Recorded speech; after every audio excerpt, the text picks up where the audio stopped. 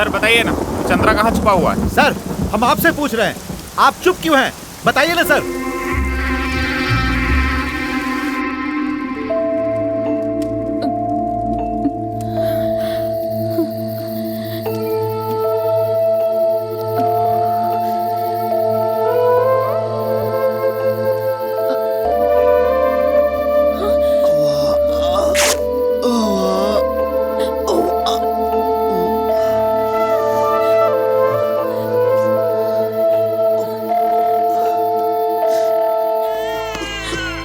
कर लो चंदू, थोड़ा सहन कर लो।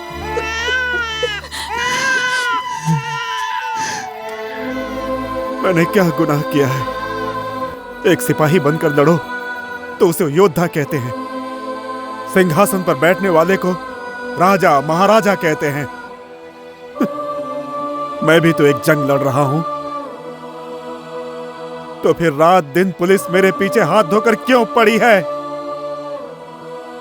एक इंसान का दूसरे इंसान के बारे में अच्छा सोचना गुनाह है? गुनाह है। तुम्हारी बगावत नहीं, लेकिन तुम्हारा रास्ता गलत है। दूसरों की अच्छाई के लिए लड़ना है तो उनके बीच में रहकर लड़ो, तभी वो जनता का नायक बनता है। उदाहरण के तौर पर महात्मा गांधी, नेल्सन मंडेला की तरह। जनता के लिए लड़ने वाला जनता से दूर रहकर जीतने के बाद भी कोई इतिहास नहीं रच पाया। For example LTT Prabhakaran. गलती करने के बावजूद भी अपने आप को सरेंडर करके फिर से जनता की प्रतिनिधि बनने वाली फूलन देवी को ही देख लो।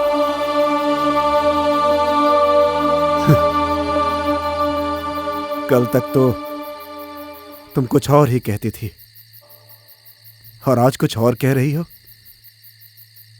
अच्छा, इसका कोई अंत नहीं है क्या? है। पर क्या है?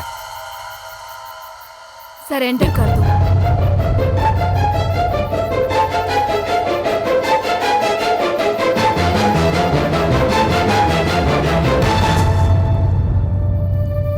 यानी मैं अपने आप को कायर साबित कर दूं क्या? तुम ऐसा क्यों सोचते हो? जब से तुमने ये लड़ाई शुरू की है, तुमने पाने से ज्यादा बहुत कुछ खोया ही है। तुमने अपनी माँ को खो दिया, तुम पर अपनी जान निछावर करने वाले दोस्तों को खो दिया, तुमने अपने दिल का सारा सुकून खो दिया। लेकिन मैं तुम्हें किसी भी हाल में खोना नहीं चाहती चंदू। बहुत हो गया, बस हो गया ये बनवास। तुम्हें एक नया इंसान बनना होगा मेरे चंदू। तुम्हें सैकड़ों लोगों के लिए आदर्श बनना होगा। ये सीख तुमने मुझे पहले क्यों नहीं दी प्रेमा? प्यार में अंधी हो गई थी, खुद का ही होश कहाँ था, कुछ समझ में नहीं आ रहा था। लेकिन इसके पैदा होने के बाद डर ने मुझे होश में ला दिया है। हमारा बच्चा बड़ा होने के बाद मेरे पिताजी क्रांतिकारी हैं ये कहकर गर्व करेगा। इस समाज में तुम्हें अपनी इज्जत बनानी है, तुम्हें सरेंडर करना ही होगा। मैं सरेंडर करूंगा, देखते हैं वहां क्या इंसाफ मिलता है। अदालत हमारी माँ समान है, मुझे विश्वास है तुम्हें इंसाफ जरूर मिलेगा।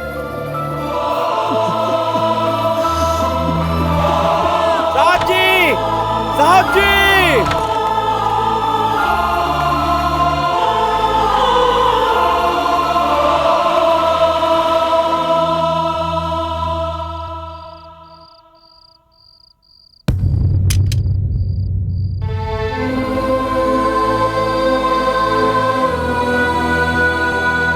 चंद्रा भाई जिंदाबाद, चंद्रा भाई जिंदाबाद, चंद्रा भाई जिंदाबाद, चंद्रा को हमारे डिपार्टमेंट पर लगा हुआ दाग अब दूर हो जाएगा साहब। हम हर हाल में चंद्रा को ले जाकर कोर्ट में पेश कर कहीं रहेंगे। यही तो आप लोगों की सबसे बड़ी प्रॉब्लम है। लेकिन प्रॉब्लम क्या है सर?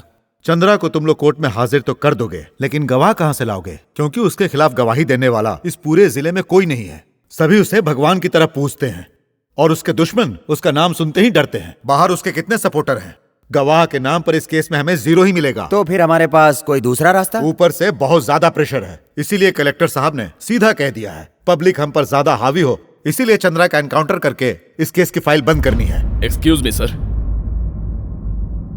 जब चंद्रा ने अपने आप को खुद ही सरेंडर किया है तो उसे मारना क्यों?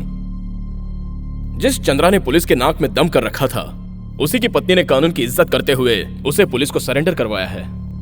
उसने जो विश्वास डिपार्टमेंट पर किया है तो उसके लिए विश्वासघात नहीं होगा? तुम तो सिर्फ उसके अकेले के बारे में सोच रहे हो।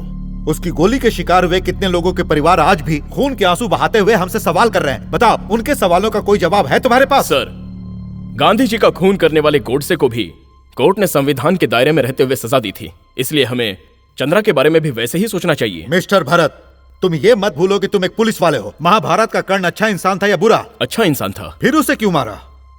धर्म की रक्षा करने के लिए। और ये बात भी वैसी ही है। देखो, कानून से बढ़कर कुछ भी नहीं है और ये रहम करने का समय भी नहीं है। This is my order, clear him.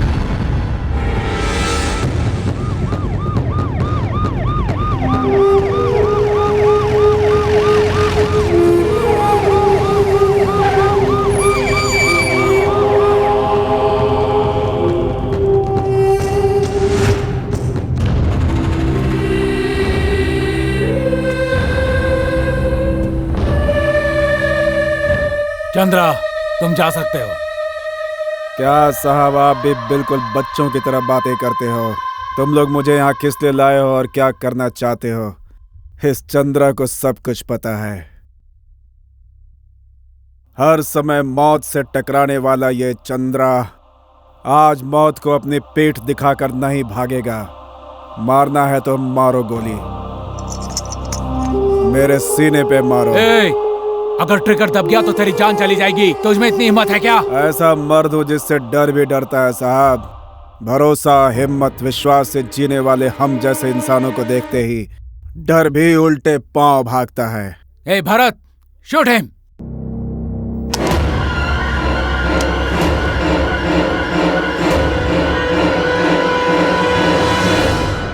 क्या साहब, आखिर में तुम ही मेरी मौत का हथियार बन गया ना?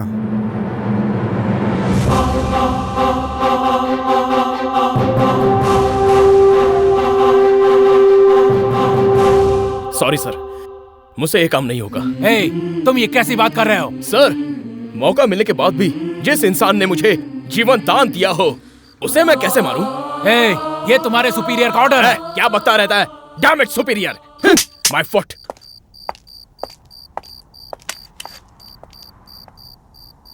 मरने से पहले कोई आखिरी ख्वाहिश? रात दिन जीने के लिए किस तरह से संघर्ष किया जाता है, ये मुझे देखकर सीख लो। बिना भेदभाव वाला ये गांव, आपस में एक दूसरे से लड़े बिना इंसानों को इंसान की तरह इज्जत देकर जीना सिखाने वाला। 5 नदियां इस गांव से होकर बहती हैं। फिर भी दिन रात जूझने वाले मेरे किसान भाई मिट्टी से सने अपने हाथ धोने के लिए आज भी अपने आंसुओं को बहाते हैं। इसका अब अंत होना चाहिए। मेरे सीने पर लगने वाली एक एक गोली इस गांव पर होने वाले जुल्म को खत्म करने के लिए हो। आज के बाद फिर मुझ जैसे किसी को इंसाफ के लिए अपनी कुर्बानी न